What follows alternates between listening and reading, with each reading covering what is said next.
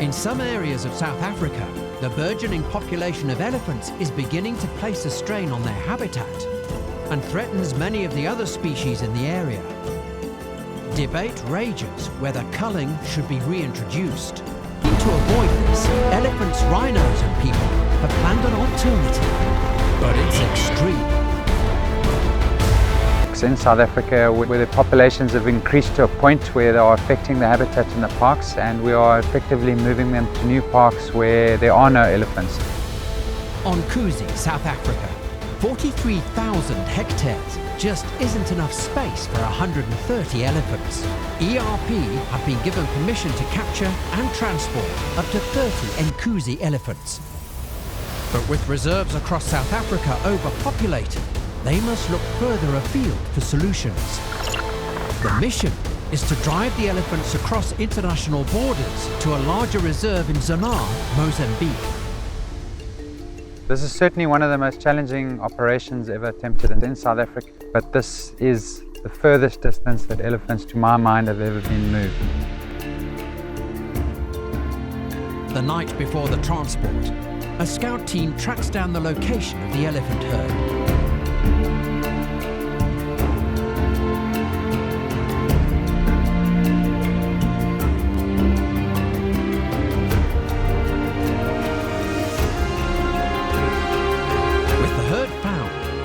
Position and prepare the transport trucks nearby for immediate deployment in the moment. An early start is essential.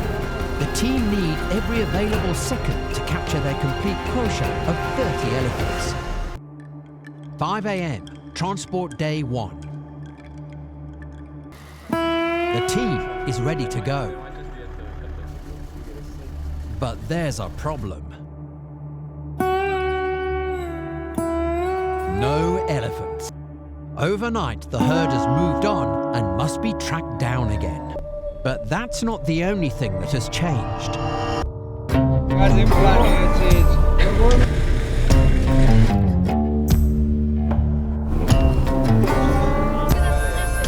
Unfortunately, there's been a sudden downpour this morning before capture, just in the one area where we're meant to work, and all the trucks are stuck.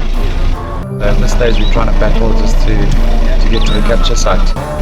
With 3 trucks totally stuck in the mud, but hopefully we'll get them out shortly. Kester and the team work efficiently to get the trucks moving again. But it's cost them valuable time.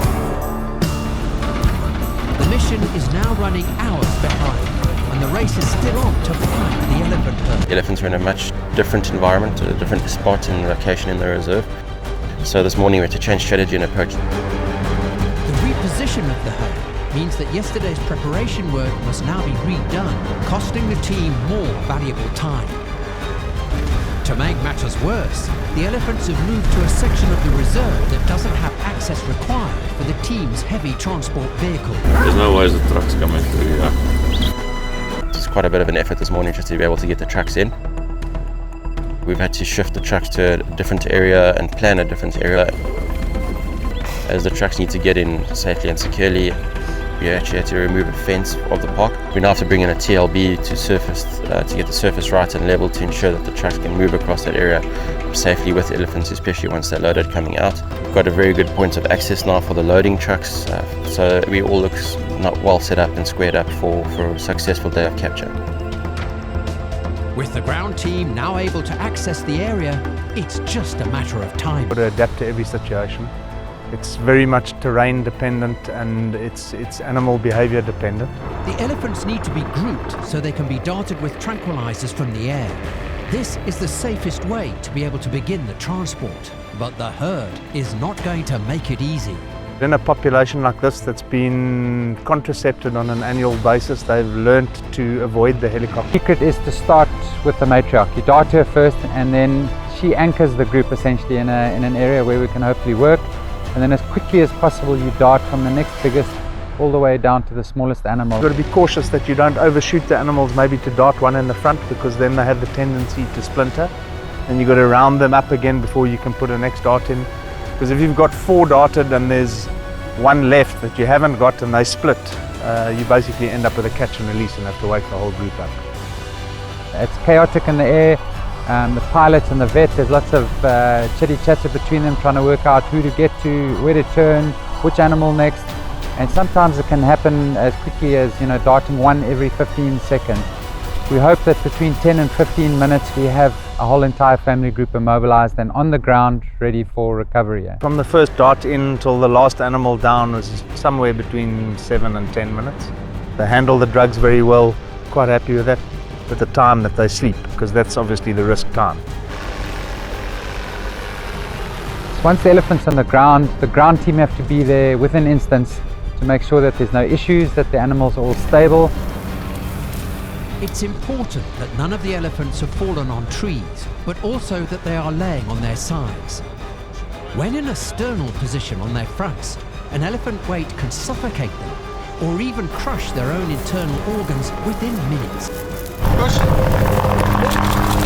Watch your legs, watch your legs. The helicopter notifies the ground team that an elephant bull has run off from the capture area. The elephant has been immobilized in an inaccessible area. There's so many things that can go wrong, so the ground team need to be close. In this position, the tree branches could impale the elephant if it tries to get out. The team must work quickly to clear the branches around the elephant before it regains consciousness. Fortunately for this bull, elephant hide is extremely thick and tough.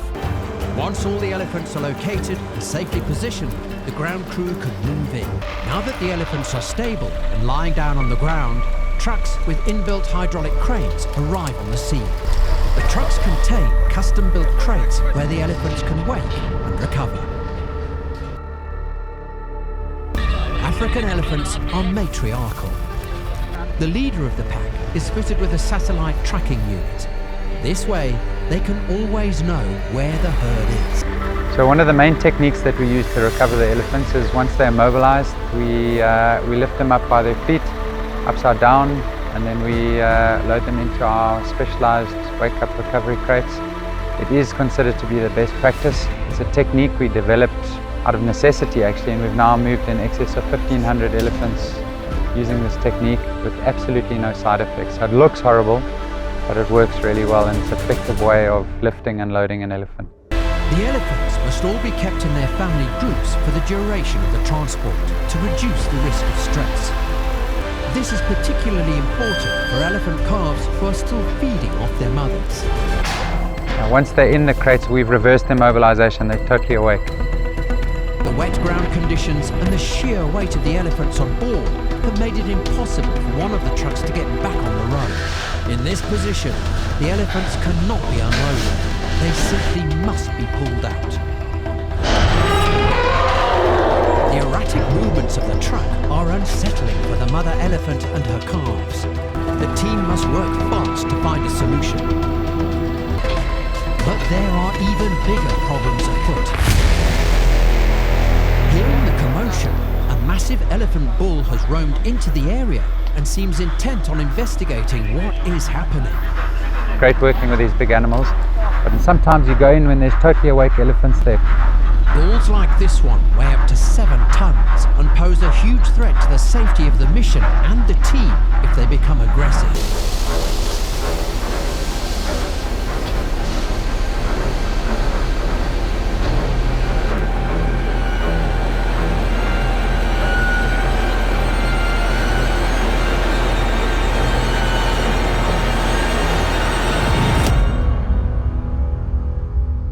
This time, we're lucky. It was obviously fairly scary for the crew involved.